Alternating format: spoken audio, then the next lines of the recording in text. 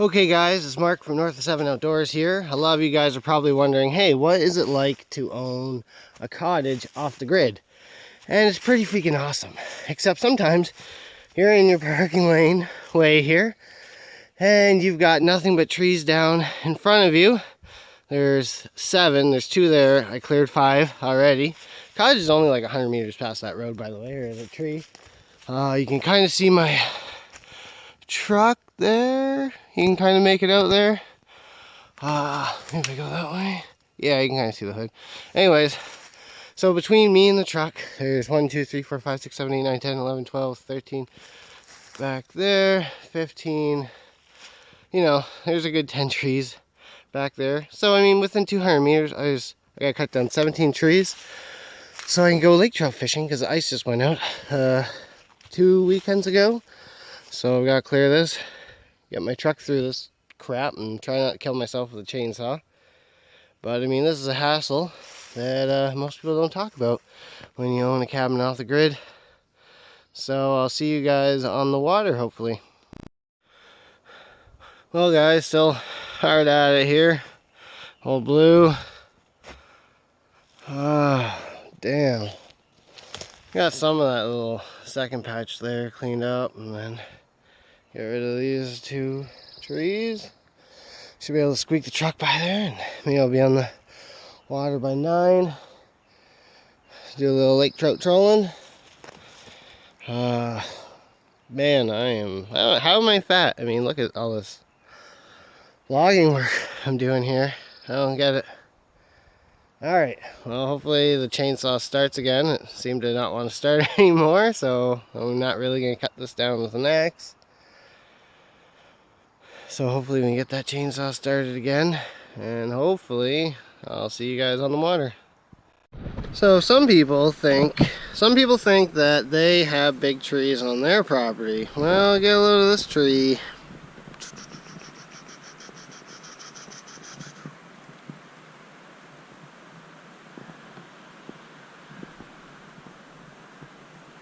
Whoa! That's one hell of a big tree. Holy crap, guys, we're back. Alright, well, I'm tired. It's a little after 10 o'clock, not really time to do lake trout fishing, but we're here anyways. Got an hour and a half drive back home, so we're going to see what we can get into in a couple hours at most. I don't have high hopes. So here are some of the baits I'm thinking about using. Strike King 6XD, either this sexy shad color probably, or I think that's the green color. Probably stick to that. Possibly go lipless crankbait. This is an old Excalibur. I love the color on it. Never caught anything on it. I want to try the Strike King Red Eye Shad, and this is a Rapala Rippenland wrap, and this is a spoon. Just a bunch of hodgepodge here. Nice little crayfish color. I think that color is pretty good. And love how loud that is. So right now I've got tied on is a Rapala X-Wrap that I picked up. Wanted to try it, so here we are. I've got a Rapala X-Wrap rod and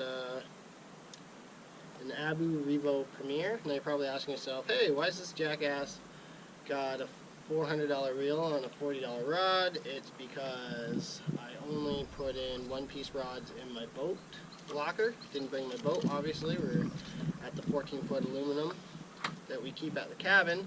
So I just put a nice reel on a 2-piece rod so it won't break in the truck. So we're going to start out with the X-Wrap, which is the highest water column. I think its max diving depth is about 12 feet. Then, if we have time, we'll go with the Strike King 6XD, and then we'll go to a lipless crank. Lipless crank is just sinking, and then 6XD will probably run 20 feet or so in depth. So I'm going to switch to the chesty, and let's get started. Okay guys, so we've started trolling, not very far into it. I just forgot to mention I'm using, I think, 17-pound fluorocarbon, either Sunline or Seaguar Red Label.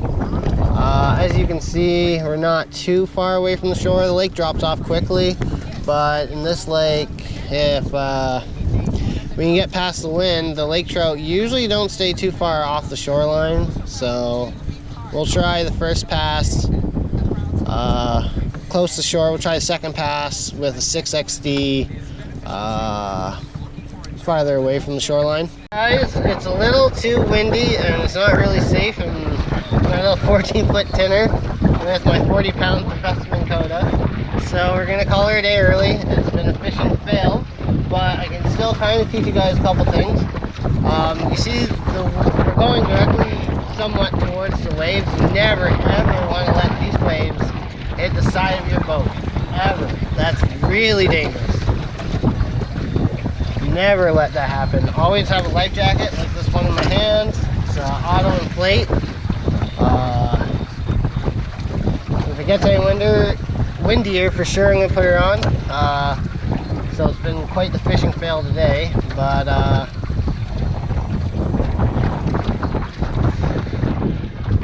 you know, that's the weather for you. I mean, you can't beat the weather. Well,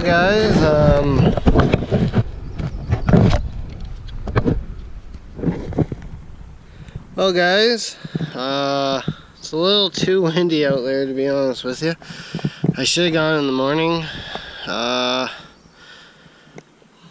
I had to take care of business, right? I mean, that's the downside to owning cottages, maintenance, and I had to do some maintenance. I wish I did the maintenance now. I would have been getting off the water, and it wouldn't really matter when you're cutting down trees if it's windy out. Well, it matters, but not too much. We're just cutting up trees, really.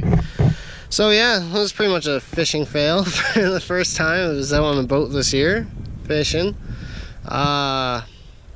In a week from now, walleye opens on the Bay of Quinte. So I was promised by my friend Paulie, who's seen a couple videos, he's going to take me and Dan out to do some walleye on the opener.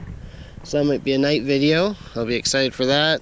And then, well, now that I know the road's not so bad, I can take back my Ranger, and it'll handle the rough water quite a bit better. So yeah, so the open water is here now, which is funny because 2 weeks ago this was completely ice.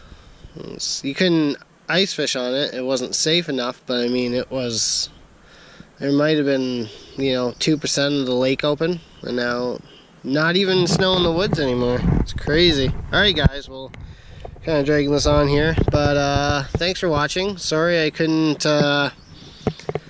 get any lake trout today. Couldn't really get on the water. I mean, I trolled for 15 minutes, and then the last 15 minutes was a nightmare getting back home. And you know, when you're fighting waves on a little electric there, you're not really worried about trolling anymore. So I mean, I kept my line in the water, but I mean, I had it way too fast. But I had to fight. That's how the speed I had to go to get back home safe. So we're gonna load her up here and